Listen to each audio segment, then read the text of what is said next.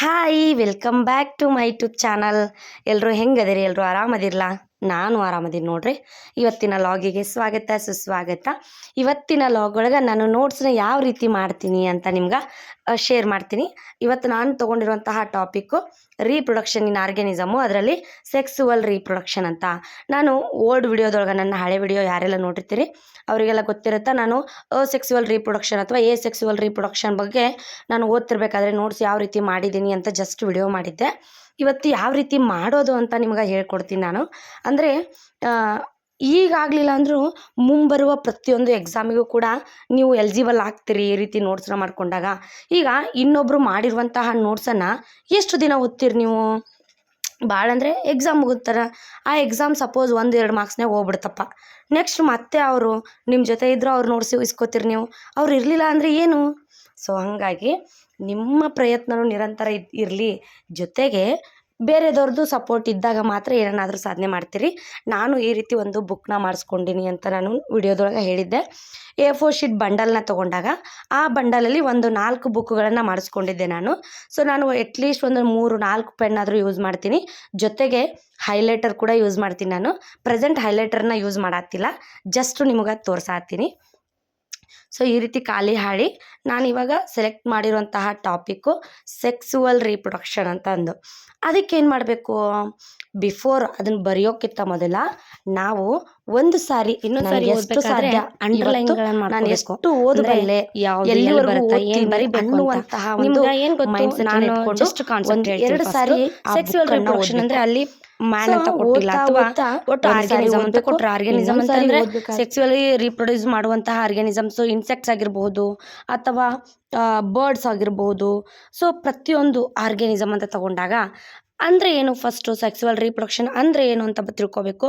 ಜೊತೆಗೆ ಇಲ್ಲಿ ಏನಾಗ್ತೈತಿ, ಸೆಕ್ಸುವಲ್ ರೀಪ್ರೊಡಕ್ಷನ್ ಅಂದರೆ it is a formation of the male and female gametes either by the same individual or by the different individual of a opposite sex. ಅಂದರೆ opposite ಸೆಕ್ಸಲ್ಲಿರುವಂತಹ ಒಂದು individuals ಅಂತ ತಗೊಂಡಾಗೆ, same individual ಆಗಿರಲಿ ಅಥವಾ ಡಿಫ್ರೆಂಟ್ ಇಂಡಿವಿಜುವಲ್ ಅಂತ ತಗೊಂಡಾಗೆ, ಅಲ್ಲಿ main ಆಗಿರೋದು gametes fuse ಆಗ್ತೈತಿ. ಅಂದರೆ ಗೆಮೆಟ್ಸ್ ಕಂಬೈನ್ ಆಗ್ತೈತಿ, ಮೇಲು ಮತ್ತು ಫಿಮೇಲ್ ಗೆಮೆಟ್ಸು ಫ್ಯೂಸ್ ಆಗಿ ಏನನ್ನು ಫಾರ್ಮ್ ಮಾಡುತ್ತಾ, ಒಂದು ನ್ಯೂ ಆರ್ಗ್ಯಾನಿಸಮ್ಸನ್ನು ಫಾರ್ಮ್ ಮಾಡುತ್ತಾ.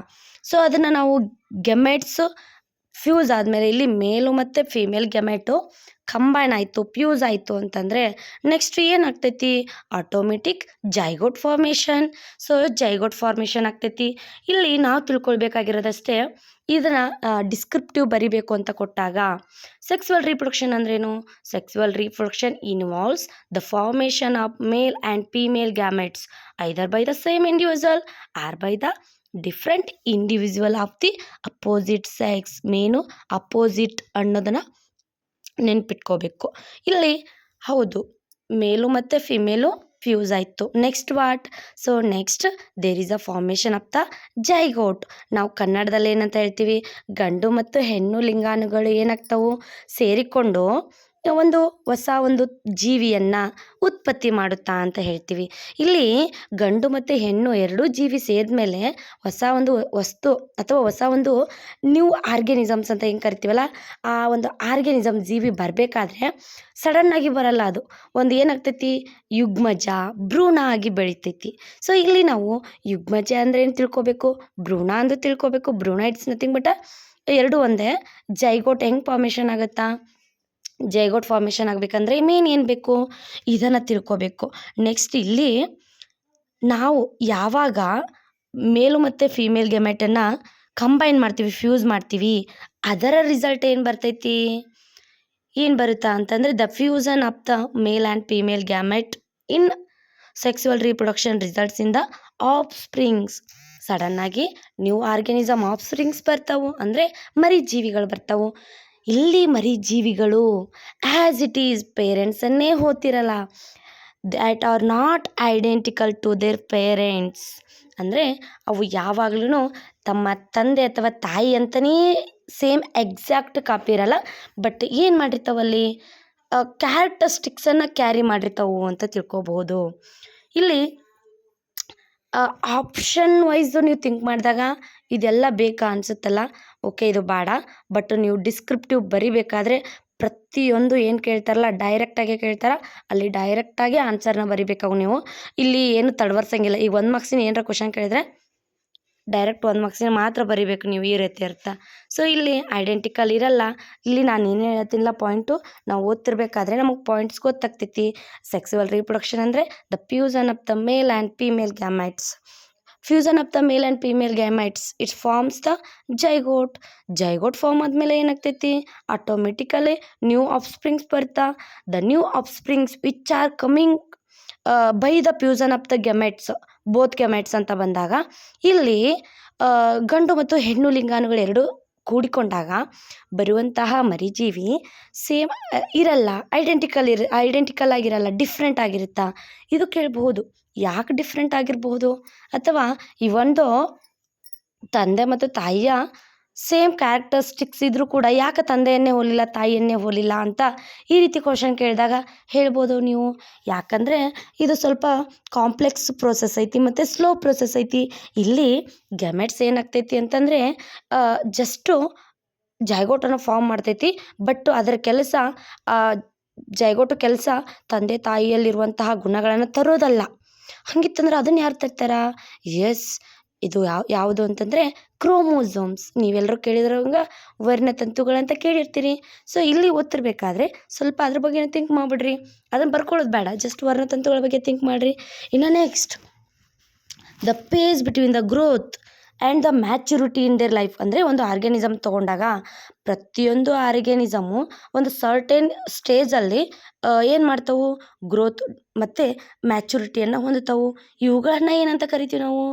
So the period of growth is called as juvenile phase. ಅಂದರೆ ಇನ್ನು ಆರ್ಗ್ಯಾನಿಸಮಲ್ಲಿ ಬಂದರೆ ಫಾರ್ ಎಕ್ಸಾಂಪಲ್ ಮನುಷ್ಯರು ಅಂತ ಬಂದಾಗ ಜುವಿನೈಲ್ ಫೇಸ್ ಅಂತ ಕರಿತೀವಿ. ಅದೇ ಪ್ಲ್ಯಾಂಟ್ಸಲ್ಲಿ ಬಂದಾಗ ವೆಜಿಟೇಟಿವ್ ಫೇಸ್ ಅಂತ ಕರಿತೀವಿ. ಸೊ ಇನ್ನು ಎನಿಮಲ್ಸ್ ಬಗ್ಗೆ ಬಿಡೋಣ, ಜಸ್ಟು ಪ್ಲ್ಯಾಂಟ್ಸ್ ಬಗ್ಗೆ ತಿಳ್ಕೊಳ್ಳೋಣ. ಸೊ ಪ್ಲ್ಯಾಂಟ್ಸ್ ಏನು ಮಾಡ್ತಾವು? ಸೊ ಪ್ಲ್ಯಾಂಟ್ಸಲ್ಲಿ the organism, the plant which have to reach a certain stage of growth and maturity in their life. So ಈಗ ನಾವು ಪ್ಲ್ಯಾಂಟ್ಸ್ ಅಂತ ತಗೊಂಡಾಗ, ಎನಿಮಲ್ಸ್ ಅಂತ ತಗೊಂಡಾಗ ಸರ್ಟೇನ್ ಪೀರಿಯಡ್ ಆಫ್ ಟೈಮಿಗೆ, ಈಗ ತಾರುಣ್ಯಾವಸ್ಥೆ, ಪ್ರೌಢಾವಸ್ಥೆಯನ್ನು ತಲುಪಿದಾಗ ಫ್ರಮ್ ದ ಏಜ್ ಆಫ್ 11ರಿಂದ 19 ನಾವು ತಾರುಣ್ಯಾವಸ್ಥೆ ಅಂತ ಕರಿತೀವಿ. ಸೊ ಇಲ್ಲಿ ಅಡೋಲ್ಸೆನ್ಸ್ ಅಂತ ಕರಿತಿರ್ಬೇಕಾದ್ರೆ ಈ ಅಡೋಲ್ಸೆನ್ಸಲ್ಲಿ ಪ್ರೈಮರಿ ಸೆಕ್ಸುವಲ್ ಕ್ಯಾರೆಕ್ಟರಿಸ್ಟಿಕ್ಸ್ ಬದಲಾವಣೆ ಆಗೋದು, ಜೊತೆಗೆ ಸೆಕೆಂಡರಿ ಸೆಕ್ಸುವಲ್ ಕ್ಯಾರೆಕ್ಟರಿಸ್ಟಿಕ್ಸ್ ಕೂಡ ಬರ್ತಾವೆ. ಇಲ್ಲಿ ಚೇಂಜ್ ಆಗ್ತಿರ್ಬೇಕಾದ್ರೆ ಇವಾಗ ಫಾರ್ ಎಕ್ಸಾಂಪಲ್ ನಾವೇನು ಮಾಡೋಣ, ಮನುಷ್ಯರನ್ನು ಬಿಟ್ಬಿಡೋಣ. ವೆಜಿಟೇಟಿವ್ ಅಂತ ತಗೊಂಡಾಗ ಪ್ಲ್ಯಾಂಟ್ಸ್ನ ತೊಗೊಳ್ಳೋಣ. ಇಲ್ಲಿ ಪ್ಲ್ಯಾಂಟ್ಸ್ ತೊಗೊಂಡಾಗ ನಮ್ಮ ಸುತ್ತಮುತ್ತಲು ನಾವು ಕಾಣುವಂತಹ ಪ್ಲ್ಯಾಂಟ್ಸು ಫ್ಲವರ್ ಬಿಡ್ತಾವೆ. ಅಂದರೆ ಪ್ಲ್ಯಾಂಟು ಯಾವಾಗ ಸೆಕ್ಸುವಲ್ ರೀಪ್ರೊಡಕ್ಷನ್ ಆಗೈತಿ ಅಥವಾ ಅದು ಯಾವ ರೀತಿ ಫ್ಯೂಸನ್ ಆಫ್ ಗ್ಯಾಮೆಟ್ಸ್ನ ಆಗೈತಿ ಅಂತಂದರೆ ಅಲ್ಲಿ ಜೈಗೋಟ್ ಫಾರ್ಮ್ ಆಗೈತಿ ಅಂದರೆ ಅಲ್ಲಿ ಹೂವು ಬರತೈತಿ ಅಂತ ಅರ್ಥ. ಇಲ್ಲಿ ಹೂಗಳು ಯಾವ ರೀತಿ ಅರಳ್ತಾವು ಅನ್ನೋದ್ರ ಮೇಲೆ ನಾವು 3 ಟೈಪ್ಸ್ ಮಾಡ್ತೀವಿ. Annual flowering, biannual flowering and perennial ಅಂತಂದು. ಆ್ಯನ್ಯುವಲ್ ಫ್ಲವರಿಂಗ್ ಅಂದ್ರೇನು? The plants which reproduce more than once in a year. ಅಂದರೆ ಒಂದು ವರ್ಷಕ್ಕೆ ಕಂಟಿನ್ಯೂಸ್ ಆಗಿ ಅಥವಾ 1 ವರ್ಷಕ್ಕೆ ಒಂದು, ಆ್ಯನ್ಯುವಲ್ ಅಂದರೆ ವರ್ಷಕ್ಕೊಂದು, ಈ ರೀತಿ ಯಾವ ಪ್ರೊಡ್ಯೂಸ್ ಮಾಡ್ತಾವಲ್ಲ ಅವುಗಳನ್ನು ನಾವು ಆ್ಯನ್ಯುವಲ್ ಫ್ಲವರಿಂಗ್ ಅಂತ ಕರಿತೀವಿ. ಉದಾಹರಣೆ ಮಾರಿಗೋಲ್ಡ್ ಅಂದರೆ ಚೆಂಡು ಹೂವು.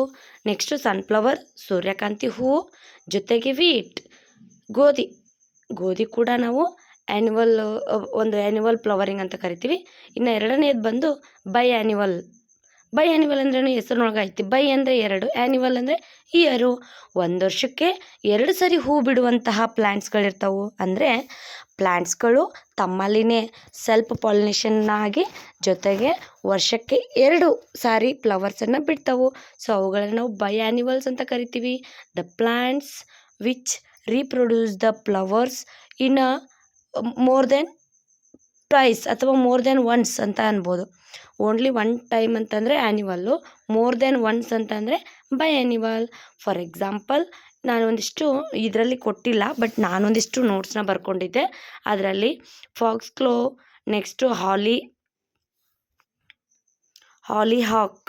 ಸೊ ಇಲ್ಲಿ ಇಲ್ಲಿ ಉದಾಹರಣೆ ಕೊಟ್ಟಿಲ್ಲ ಅದನ್ನು, ಬಟ್ ನಮಗೆ ರೈಸು, ಮಾರಿಗೋಲ್ಡು, ವೀಟು, ಮ್ಯಾಂಗೋ ಪ್ಲ್ಯಾಂಟು ಈ ರೀತಿ ಇವೆಲ್ಲ ನಮ್ಗೆ ಫ್ಯಾಮಿಲಿಯರ್ ಇದಾವೆ, ನಮ್ಮ ಸುತ್ತಮುತ್ತಲೇ ಇದಾವಲ್ಲ, ಹಾಗಾಗಿ ಇವು ನಮ್ಗೆ ಅರ್ಥ ಆಗ್ತೈತಿ.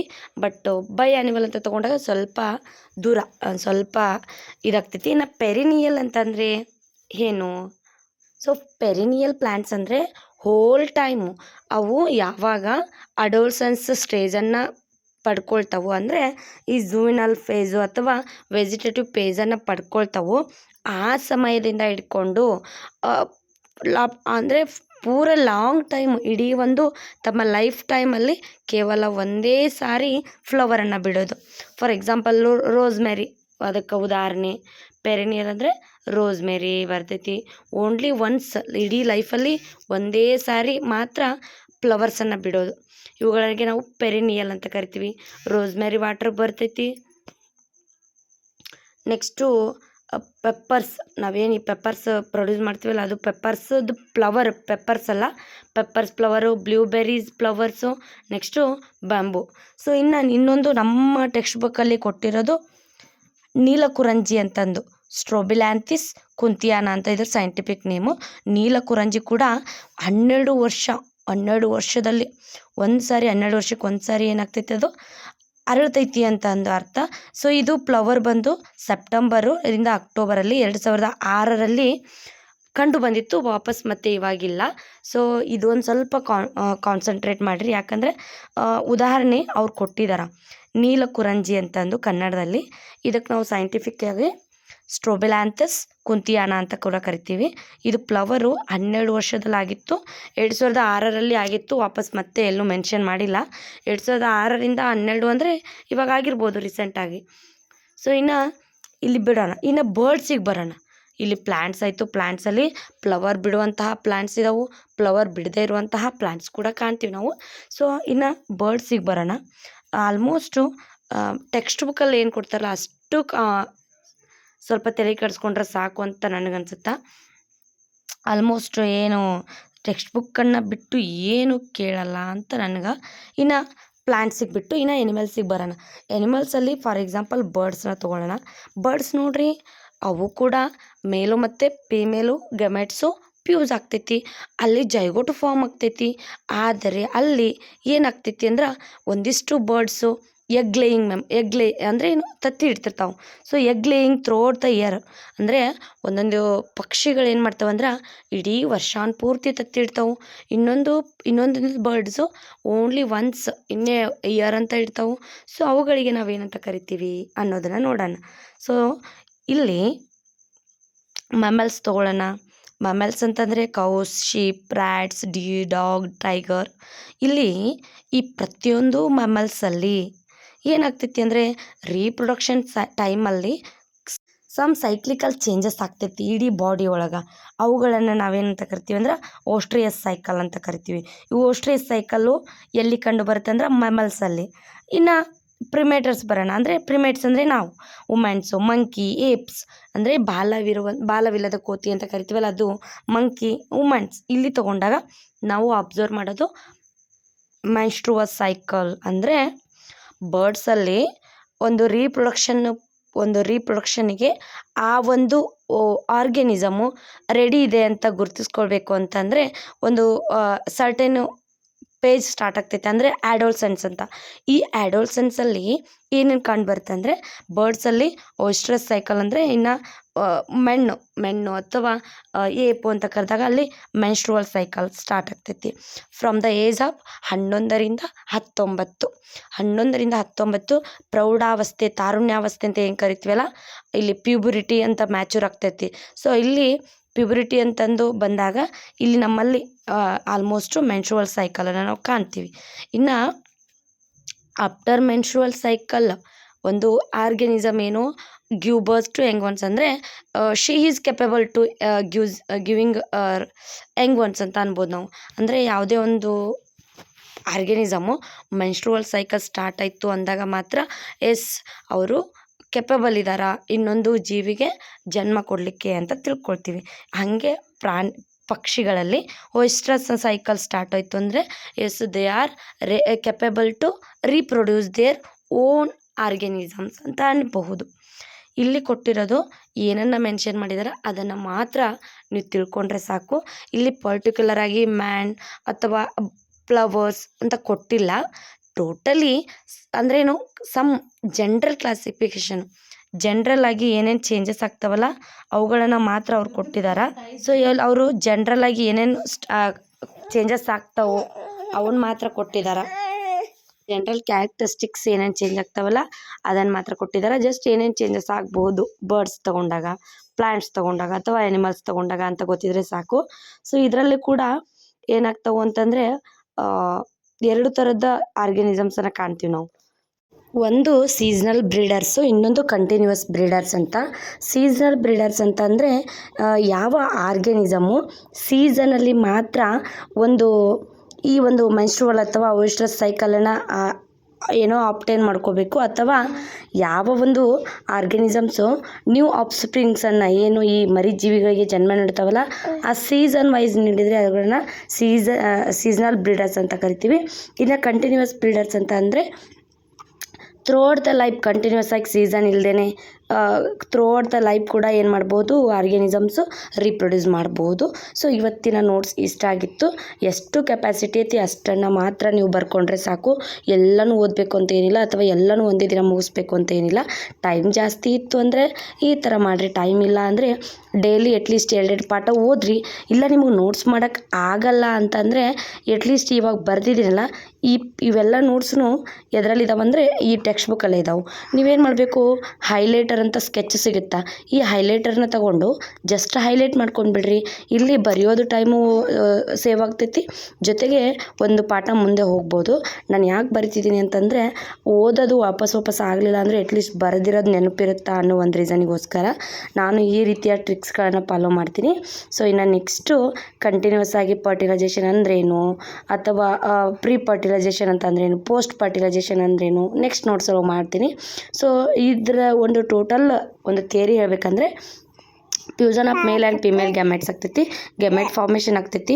ಇಲ್ಲಿ ಗ್ಯಾಮೆಟ್ ಫಾರ್ಮೇಷನ್ ಆದಮೇಲೆ ಜೈಗೋಟ್ ಫಾರ್ಮೇಷನ್ ಆಗ್ತೈತಿ. ಜೈಗೋಟ್ ಅಥವಾ ಎಂಬ್ರಿಯೋ ಭ್ರೂಣ ಅಂತ ಕರಿತೀವಲ್ಲ ಯುಗ್ಮಜ, ಇದು ಬರ್ತೈತಿ. ಎಂಬ್ರಿಯೋಜೆನೆಸಿಸ್ ಆದಮೇಲೆ ಫರ್ಟಿಲೈಸೇಷನ್ ಆಗ್ತೈತಿ. Fertilization before, after and fertilization ಆಗ್ಬೋದು. ಇಷ್ಟು ಗೊತ್ತಿದ್ರೆ ಸಾಕು ನಿಮ್ಗೆ. ಈ ರೀತಿ ನೋಟ್ಸ್ನ ಮಾಡಿಕೊಂಡ್ರೆ ನಿಮ್ಗೆ ಯಾವುದೇ ಎಕ್ಸಾಮಿಗಾದರೂ ಓದ್ಬೋದು ನೀವು. ಮತ್ತು ಈ ರೀತಿಯ ನೋಟ್ಸ್ಗಳನ್ನ ಮಾಡೋಕ್ಕೆ ಆಗಲಿಲ್ಲ ಅಂತಂದರೆ ಹೈಲೈಟರ್ನ ತೊಗೊಂಡು ಜಸ್ಟ್ ಹೈಲೈಟ್ ಮಾಡಿರಿ, ಓದೋಕೆ ಟೈಮ್ ಸಿಕ್ಕಾಗ ಓದ್ರಿ. ಹೋಪ್ ಈ ಲಾಗ್ ನಿಮ್ಗೆ ಖಂಡಿತ ಹೆಲ್ಪ್ ಆಗೈತಿ ಅನ್ಕೋತೀನಿ. ನೆಕ್ಸ್ಟ್ ಲಾಗ್ ಒಂದೇ ಸಿಗ್ತೀನಿ. ಬಾಯ್. ಅಲ್ಲಿವರೆಗೂ take care, love you all. Subscribe ಮಾಡ್ಕೊಳ್ರಿ ನನ್ನ ಚಾನಲ್ನ.